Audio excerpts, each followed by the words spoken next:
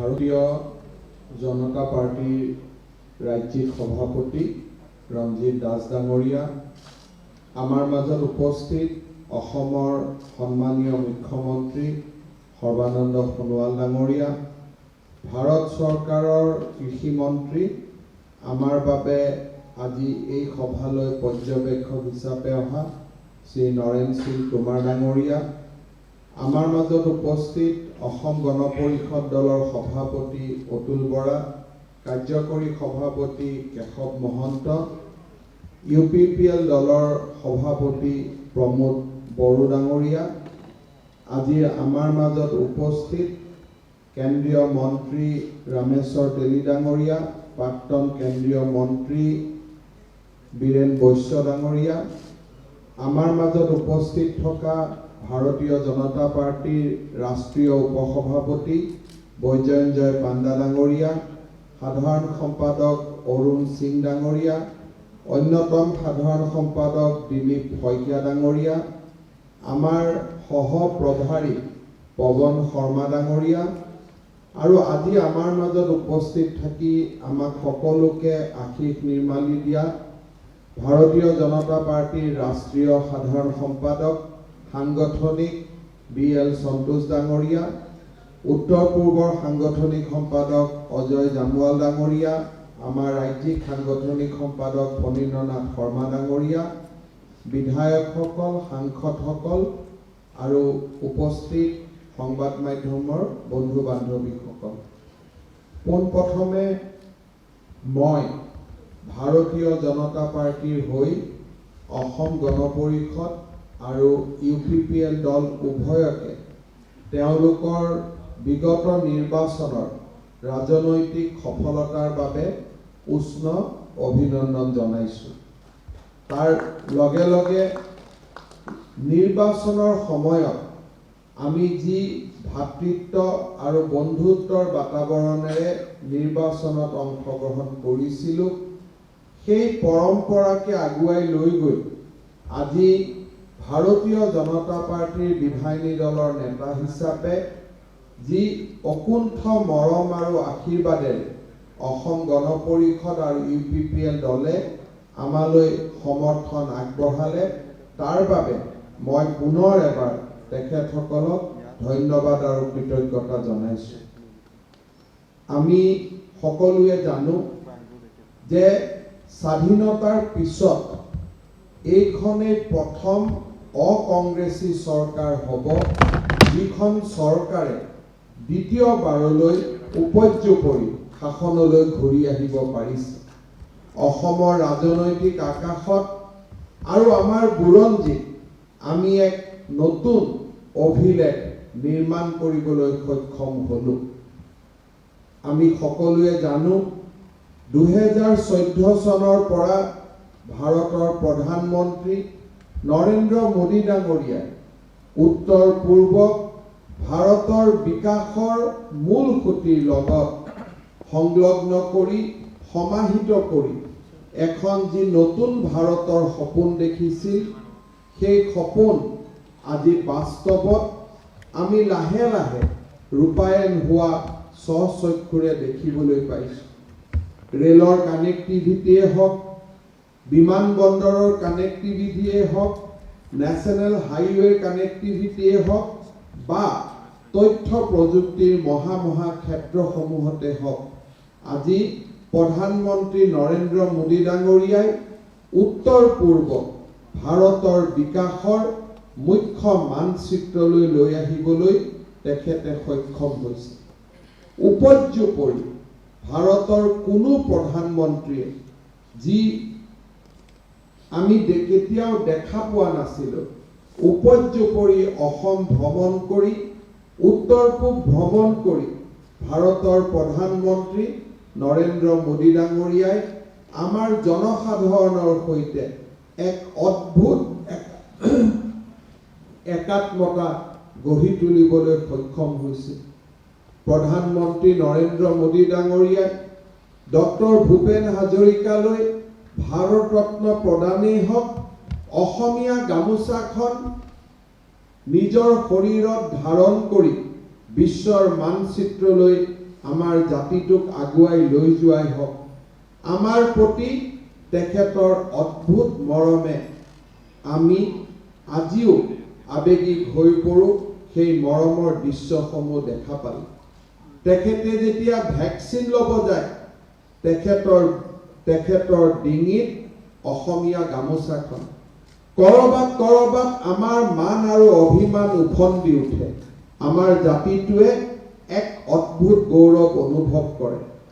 আজি এই সভাৰ ফালৰ পৰাই অসমৰ 3 কোটি জনসাধাৰণৰ হৈ প্ৰধানমন্ত্ৰী নৰেন্দ্ৰ মোদী ডাঙৰীয়াক আমি কৃতজ্ঞতা আৰু ধন্যবাদ জনাইছোঁ।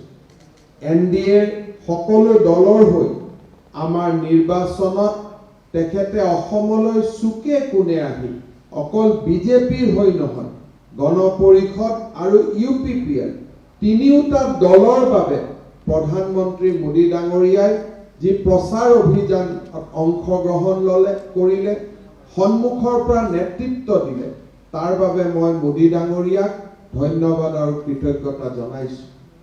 মোদী ডাঙৰীয়াই আমাক নেতৃত্ব দিছিলে। আমাৰ ৰাষ্ট্ৰীয় সভাপতি JP নাড্ডা আৰু গৃহমন্ত্ৰী অমিত শ্বাহ ডাঙৰীয়াই আমাক সংঘৰ্ষৰ বাবে বিকাশৰ পথেৰে আগুৱাই গৈ আমাক এক শক্তিলৈ পৰিৱৰ্তনৰ বাবে আমাক সাহস দিছিলে। আজিৰ এই মুহূৰ্তত NDAৰ প্ৰতিটো দলৰ হৈ BJP, AGP আৰু UPPLৰ হৈ মই আমাৰ ৰাষ্ট্ৰীয় সভাপতি JP নাড্ডা আৰু আমাৰ ভাৰতৰ গৃহমন্ত্ৰী অমিত শ্বাহ ডাঙৰীয়াক ধন্যবাদ আৰু কৃতজ্ঞতা জনাইছোঁ। বড়ো ভূমিয়ে হওক, কাৰ্বি ভূমিয়ে হওক, প্ৰতিটো অঞ্চললৈ শান্তি উভতি আহক। যোৱা 5টা বছৰত গৃহমন্ত্ৰী অমিত শ্বাহ ডাঙৰীয়াই প্ৰতিটো উগ্ৰপন্থী গোটক আৰু বিশেষকৈ আমাৰ জনজাতীয় সমাজখনৰ মাজত এক নতুন আশাৰ সঞ্চাৰ কৰিছিল। গৃহমন্ত্ৰী অমিত শ্বাহ ডাঙৰীয়া আমাৰ বাবে সদায় কৃতজ্ঞতাৰ পাত্ৰ হৈ থাকিব। যিকোনো যুদ্ধত জয়লাভৰ বাবে নিখুঁত পৰিকল্পনাৰ প্ৰয়োজন। আমাৰ ৰাষ্ট্ৰীয় সাংগঠনিক সম্পাদক BL সন্তোষ ডাঙৰীয়াই যোৱা এটা বছৰ ধৰি আমাৰ লগত নিৰবিচ্ছিন্নভাৱে কাম কৰি আমাক আগুৱাই যোৱাৰ বাবে আৰু এই অদ্ভুত বিজয় আমাৰ হাতত প্ৰাপ্তি হওক তাৰ বাবে যি আমাক মাৰ্গদৰ্শন দিলে, তাৰ বাবে মই তেখেতক কৃতজ্ঞতা জনাইছোঁ। কেন্দ্ৰৰ কৃষি মন্ত্ৰী নৰেন্দ্ৰ সিং টোমাৰ, ভাৰতীয় জনতা পাৰ্টিৰ ৰাষ্ট্ৰীয় উপসভাপতি বৈজয়ন্তজয় পাণ্ডা, আমাৰ সহপ্ৰভাৰী পৱন শৰ্মা আৰু ডনাৰ মন্ত্ৰী জিতেন্দ্ৰ সিং ডাঙৰীয়া, আমাৰ তিনিওটা দলৰে কাৰ্যকৰ্তাসকলৰ লগত যোৱা 3-4 মাহ ধৰি কাম কৰি তেখেতসকলে আমাৰ বৃহত্তৰ পৰিয়ালৰ একোগৰাকী সদস্যলৈ ৰূপান্তৰিত হ'ল। মই আজিৰ সভাতে NDA গোটেইকেইটা দলৰ হৈ নৰেন সিং টোমাৰ ডাঙৰীয়া, বৈজয়ন্তজয় পাণ্ডা ডাঙৰীয়া, পৱন শৰ্মা ডাঙৰীয়া আৰু জিতেন্দ্ৰ সিং ডাঙৰীয়ালৈ বহুত কৃতজ্ঞতা আৰু ধন্যবাদ জনাইছোঁ। শ্ৰদ্ধাৰ সতীৰ্থ বন্ধুসকল, আমাৰ এই অদ্ভুত বিজয়ৰ আঁৰত আছিল ভাৰতীয় জনতা পাৰ্টিৰ কাৰ্যকৰ্তাসকল, অসম গণ পৰিষদ দলৰ গৌৰৱী কৰ্মীসকল আৰু UPPL দলৰ নিষ্ঠাবান সদস্য আৰু সদস্যাসকল।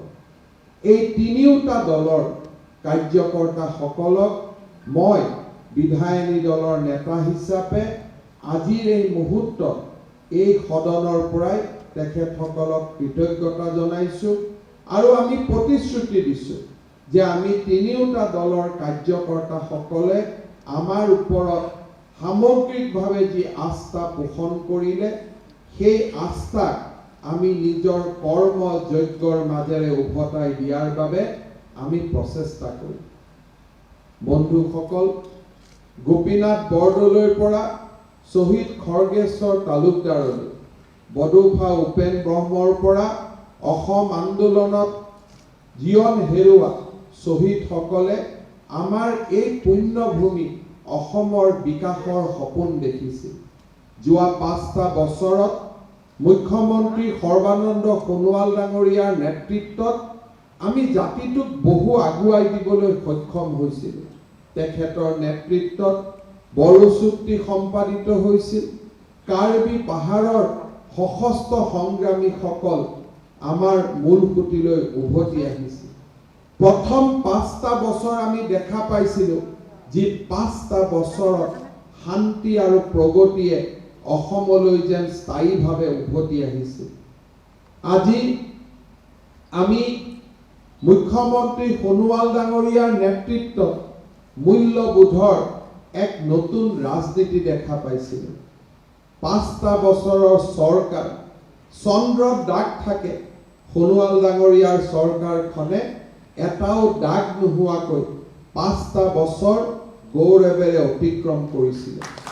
আজিৰ এই মুহূৰ্তত আমি সকলোৱে মুখ্যমন্ত্ৰী সৰ্বানন্দ সোণোৱালৰ মূল্যবোধৰ ৰাজনীতি বৰাক ব্ৰহ্মপুত্ৰ পাহাৰ ভয়ানক একাকাৰ কৰি আমাৰ জাতিটোক আগুৱাই লৈ যোৱাৰ তেখেতৰ যি নেতৃত্ব আৰু তেখেতৰ যি দূৰদৰ্শী চিন্তা, সেই চিন্তাক আমি সন্মান জনাইছোঁ আৰু তেখেতক আমি প্ৰতিশ্ৰুতি দিছোঁ যে তেখেতে দেখুৱাই দিয়া আদৰ্শৰে আমি আগবাঢ়িম আৰু অসমৰ এই NDA চৰকাৰখনে সোণোৱাল ডাঙৰীয়াৰ মূল্যবোধৰ ৰাজনীতিৰ সেই পৰীক্ষাৰ কষটি শিলত থিয় হৈ থাকিব। মুখ্যমন্ত্ৰী সোণোৱাল ডাঙৰীয়া আমাৰ নেতা আছিল আৰু সোণোৱাল ডাঙৰীয়া অনাগত দিনতো আমাৰ নেতা হৈ থাকিব। তেখেতে আমাক মাৰ্গদৰ্শন কৰিব। মই পুনৰবাৰ তেখেতক কৃতজ্ঞতা জনাইছোঁ। 5টা বছৰ তেখেতে ব্যক্তিগতভাৱে মোৰ ওপৰত যি আস্থা পোষণ কৰিছিল, তেখেতৰ মন্ত্ৰীসভাত কেইবাটাও গুৰুত্বপূৰ্ণ দায়িত্ব মোৰ ওপৰত অৰ্পণ কৰি যি আস্থা পোষণ কৰিছিল, মোক কৰবাত নহয় কৰবাত শিকিবৰ বাবে, জাতিটোক সেৱা কৰিবৰ বাবে মোক তেখেতে যি প্ৰেৰণা দিছিল, মই ব্যক্তিগত জীৱনৰ হৈ আৰু মোৰ ব্যক্তিগত আৰু মোৰ পৰিয়ালৰ হৈ মুখ্যমন্ত্ৰী সোণোৱাল ডাঙৰীয়াক পুনৰ এবাৰ মই কৃতজ্ঞতা জনাইছোঁ। বন্ধুসকল, আজিৰ পৰাই অহাকালি দিনৰ 12 বজাত আমাৰ অসমৰ নতুন মন্ত্ৰীসভাখনে শপত গ্ৰহণ কৰিব।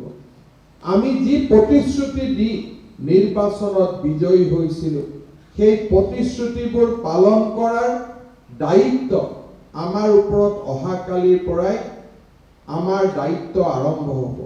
জাতিটোক আমি প্ৰাণ দিব লাগিব। জাতিটোক আমি ভাৰতৰ সৰ্বশ্ৰেষ্ঠ জাতি হিচাপে নিৰ্মাণ কৰিব লাগিব। আমি ভাৰতৰ বুকুত এক উজ্জ্বল ৰত্ন হিচাপে আমি উদ্ভাসিত হ'ব লাগিব। ভাৰতৰ 5খন সৰ্বশ্ৰেষ্ঠ ৰাজ্যৰ ভিতৰত এখন ৰাজ্য হিচাপে আমাৰ পৰিচয় হ'ব লাগিব।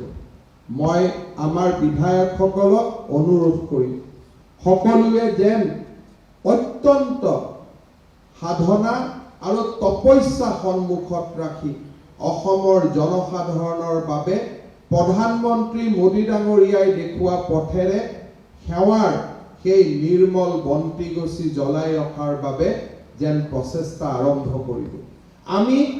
মই নিৰ্বাচনৰ সভাটো কৈছিলোঁ যে মানুহৰ ঘৰত নহয়, পণ্ডিত দীনদয়াল উপাধ্যায় কৈ যোৱাৰ দৰে অন্তোদয় সমাজৰ শেষজন ব্যক্তিৰ হৃদয়ত আমি তেওঁলোকৰ আশ্ৰয় হিচাপে, তেওঁলোকৰ পিতৃ মাতৃ বন্ধু সন্তান হিচাপে তেখেতসকলৰ হৃদয়ত আমি স্থান পাব লাগিব। আমি সমাজৰ শেষজন ব্যক্তিৰ জীৱনলৈ হাঁহি আৰু আনন্দ আনিব লাগিব। তাৰ বাবে প্ৰত্যেকজন মোৰ সতীৰ্থই একাত্মতাৰে আৰু সাধনা আৰু তপস্যাৰে কাম কৰিব, তাৰ বাবে মই অনুৰোধ কৰিছোঁ। অসম আমাৰ জন্মভূমি, ভাৰত আমাৰ সভ্যতা সংস্কৃতিৰ পুণ্যভূমি। ভাৰতবৰ্ষৰ ৰাষ্ট্ৰবাদৰ মহান চিন্তাৰে আৰু অসমক সকলোতকৈ গৰিয়সী কৰাৰ মহান কল্পনাৰে আমি আগুৱাই যাম। জীৱন কালতো অসম আমাৰ তপস্যাৰ ভূমি আৰু মৃত্যুৰ পিছতো অসম আমাৰ স্বৰ্গভূমি। এইখন অসমৰ পবিত্ৰ অসমৰ মহান অসমৰ কল্পনাৰে আমি আকৌ এবাৰ নিজকে আত্মনিয়োগ কৰিম। তাৰ বাবে মই আটাইকে অনুৰোধ কৰিছোঁ। মেলিলো প্ৰথম চকু তোমাৰ কোলাতে আই জনমৰ আদিম পুৱা। মুদিম আকৌ চকু তোমাৰ কোলাতে শুই জীৱনৰ শেষ সন্ধিয়া। মৰাৰ পিছতো যেন পাওঁহি আকৌ ঠাই চেনেহৰ শীতলী কোলাত। ভাগৰুৱা আত্মাই শেষৰ জিৰণি লৈ জিৰাবহি তোমাৰ কোলাত। তোমাৰেই ধূলি বালি তোমাৰ আকাশ বায়ু আই মোৰ সৰগৰ বাস। তুমি মোৰ মৰতৰ পুণ্য মুকুতিৰ ভূমি, তুমি মোৰ তীৰ্থৰ প্ৰবাহ। দুখীয়াৰ ভগা প্ৰজা একোখনি তীৰ্থতা, একোখনি পুণ্যৰ আশ্ৰম। মৰিলে পুনৰ আহি দুখীয়া দেশত লওঁ যেন পুনৰ জন্ম। অসম আমাৰ আধ্যাত্মিকতাৰ পবিত্ৰ ভূমি। ভাৰত আমাৰ জীৱনৰ শ্ৰেষ্ঠতম উপহাৰ। অসম আৰু ভাৰত আমি বিশ্বগুৰুৰ কল্পনাই নহয়, মানৱ জীৱনলৈ সৰ্বশ্ৰেষ্ঠ বৰঙণি আগবঢ়াব পৰাকৈ অসম আৰু ভাৰত একাকাৰ হৈ আগবাঢ়ি যাওক। এখন সৰ্বশ্ৰেষ্ঠ দেশ আৰু সৰ্বশ্ৰেষ্ঠ ৰাজ্য হিচাপে আমি গৌৰৱ অনুভৱ কৰোঁ। তাকেই নেদেখাজনৰ ওচৰত আশীৰ্বাদ বিচাৰি ৩ কোটি অসমবাসী ৰাইজৰ শ্ৰীচৰণত প্ৰাৰ্থনা জনাই আৰু মোদী ডাঙৰীয়ালৈ অন্তৰৰ বহুত বহুত কৃতজ্ঞতা জনাই সতীৰ্থ বিধায়কসকলৰ আশীষ আৰু সহযোগিতা বিচাৰি মই মোৰ বক্তব্যৰ সামৰণি মাৰিছোঁ। ধন্যবাদ। জয় আই অসম। ভাৰত মাতা কি জয়।